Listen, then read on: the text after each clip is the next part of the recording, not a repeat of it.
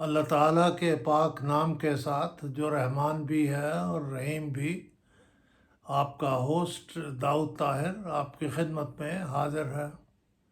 Viewers, اپنی ایک گزشتہ ویڈیو میں نے علامہ اقبال کے صاحبزادے جسٹس ڈاکٹر جاوید اقبال کی خود نوشت اپنا گریباں چاک میں سے بعض واقعات پڑھ کر سنائے تھے۔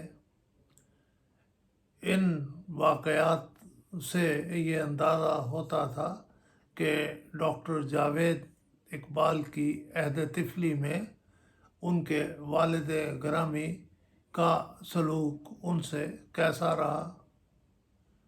کیا وہ ان سے ہر وقت محبت کا برملا اظہار کرتے رہتے یا ہر وقت ان کے ساتھ سختی کا برتاؤ کرتے، یا کسی وقت ان کے ساتھ سختی برتتے اور کسی وقت نرمی۔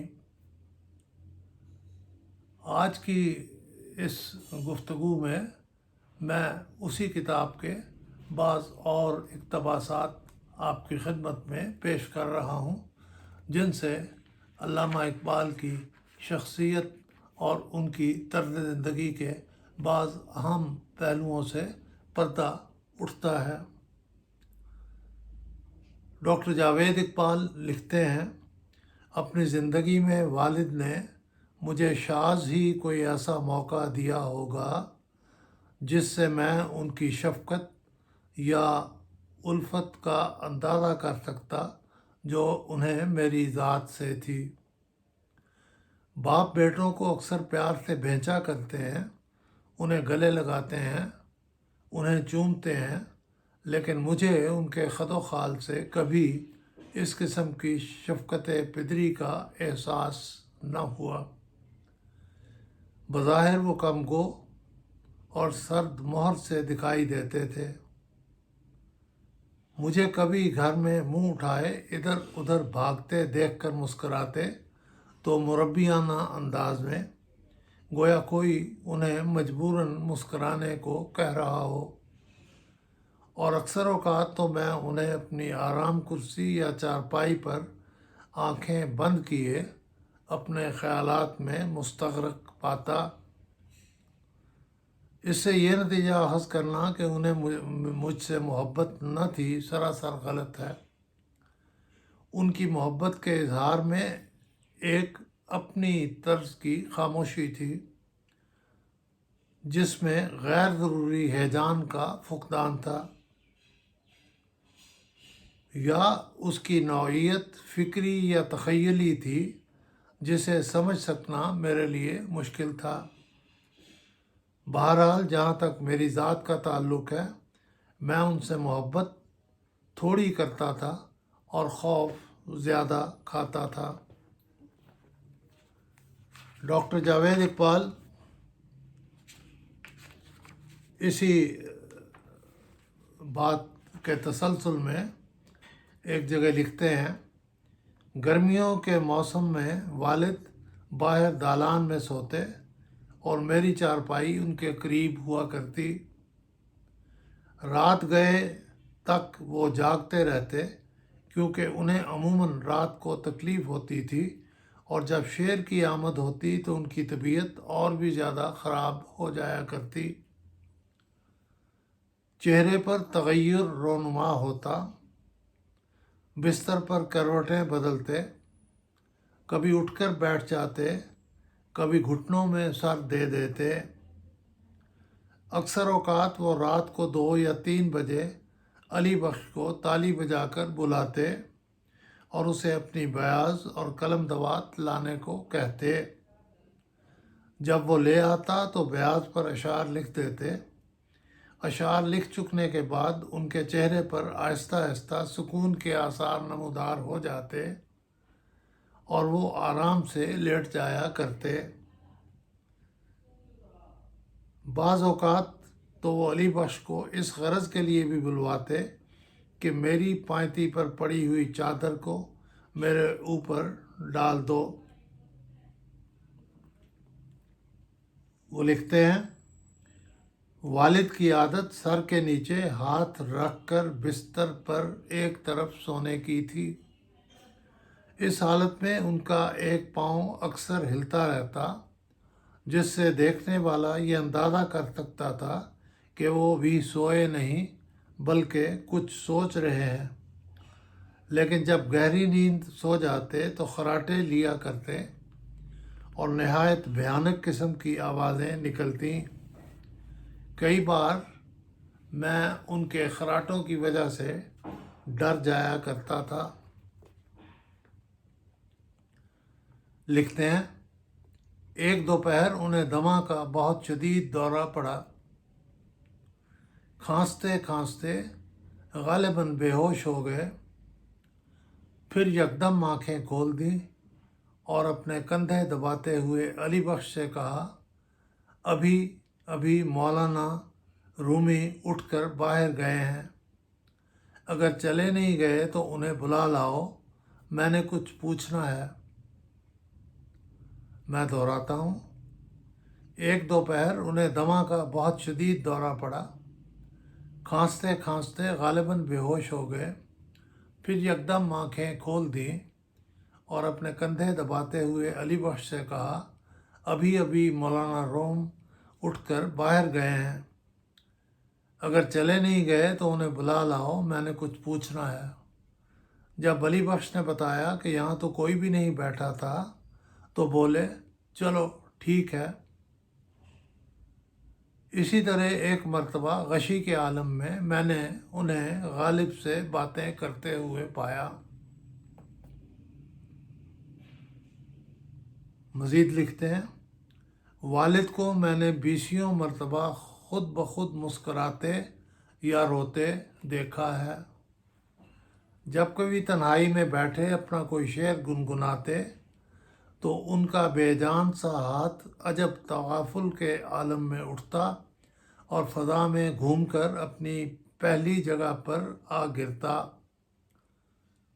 ساتھ ہی ان کے سر کو ہلکی سی جنبش ہو جاتی۔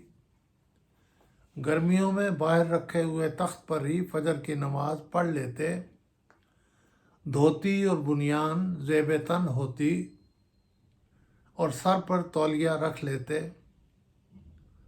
ان کے کمرے کی حالت پریشان سی رہتی تھی، دیواریں گرد و غبار سے اٹی ہوتی، بستر ان کی اپنی دھوتی اور بنیان کی طرح میلا ہو جاتا، مگر انہیں بدلوانے کا خیال نہ آتا۔ منہ دھونے اور نہانے سے گھبراتے اور اگر کبھی مجبوراً باہر جانا پڑتا تو کپڑے بدلتے وقت سرد آہیں بھرتے۔ وہ فطرتاً سست تھے، اس لیے اگر کہیں وقت کی پابندی ہوتی تو انہیں ہمیشہ دیر ہو جایا کرتی۔ چارپائی پر نیم تراز پڑے رہنے میں بڑے خوش رہتے۔ کئی بار دوپہر کا کھانا کسی کتاب میں منہمک ہونے کے سبب بھول جایا کرتے اور جب کتاب ختم ہو جاتی تو علی بخش کو بلا کر معصومانہ انداز میں پوچھتے، کیوں بھائی، میں نے کھانا کھا لیا ہے کیا؟ شام کو گھر کے دالان میں ہی ایک دو چکر لگا لیا کرتے۔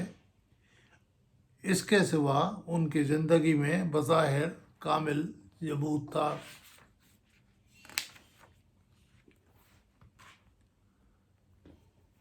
اس کے بعد ڈاکٹر جاوید اقبال نے اپنے والد صاحب کی طبیعت اور ان کے انداز زندگی کے بارے میں کچھ اور باتیں لکھی ہیں۔ وہ کہتے ہیں، والد میں بڑی قوت برداشت تھی، مگر جب ایک مرتبہ کسی سے ناراض ہو جاتے تو پھر ساری عمر اس کا چہرہ دیکھنے کے روادار نہ ہوتے۔ میں دہراتا ہوں، والد میں بڑی قوت برداشت تھی، مگر جب ایک مرتبہ کسی سے ناراض ہو جاتے تو پھر ساری عمر اس کا چہرہ دیکھنے کے روادار نہ رہتے۔ انہیں اپنی جوانی میں کبوتر بازی کا شوق بھی رہ چکا تھا۔ آخری عمر میں ان کی تمنا تھی کہ گھر کی چھت پر ایک وسیع پنجرہ بنوایا جائے جس میں بہت سارے کبوتر چھوڑ دیے جائیں اور ان کی چارپائی ہر وقت کبوتروں کے درمیان رہا کرے۔ انہیں یقین تھا کہ کبوتروں کے پروں کی ہوا صحت کے لیے فائدہ مند ہوتی ہے۔ پھر لکھتے ہیں، عجب بات ہے کہ والد نے مجھے کبھی روزہ رکھنے یا نماز ادا کرنے پر زور نہیں دیا، نہ کبھی اس بات میں دلچسپی لی کہ میں فارسی پڑھوں، کیونکہ ان کا اپنا بیشتر کلام فارسی میں تھا۔ اسکول میں اپنی مرضی سے کبھی ہندی اور کبھی عربی پڑھتا رہا اور ان میں سے کسی زبان میں مہارت حاصل نہ کر سکا، مگر بعض معاملات میں والد کا ڈسپلن میرے لیے خاصا سخت تھا۔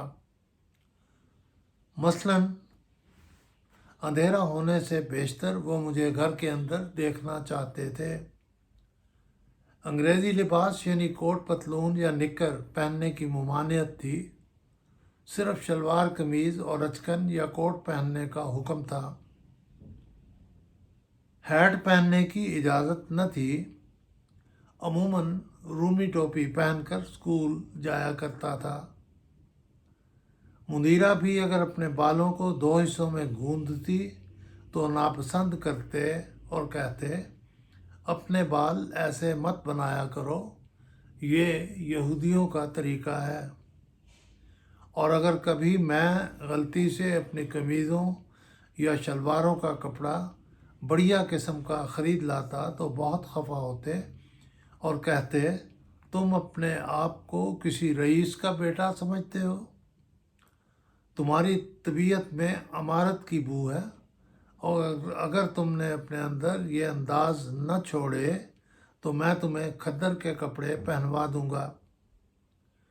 میرے لیے 12 آنے گز سے زائد قمیض کا کپڑا خریدنا یا 8 روپے سے زائد کا بوٹ خریدنا جرم تھا، جس کی سزا کافی کڑی تھی، لیکن اگر انہیں کبھی یہ معلوم ہو جاتا کہ میں پلنگ پر سونے کی بجائے زمین پر سویا ہوں تو بہت خوش ہوا کرتے۔ ویورز، باتیں علامہ کے بارے میں جو ان کے صاحبزادے نے لکھی اور بھی ہیں، لیکن میں صرف ایک اور پیرا سنا کر آج کی اس ویڈیو کو ختم کرتا ہوں۔ آپ لکھتے ہیں، اپنی زندگی میں صرف 2 بار انہوں نے مجھے سنیما دیکھنے کی اجازت دی۔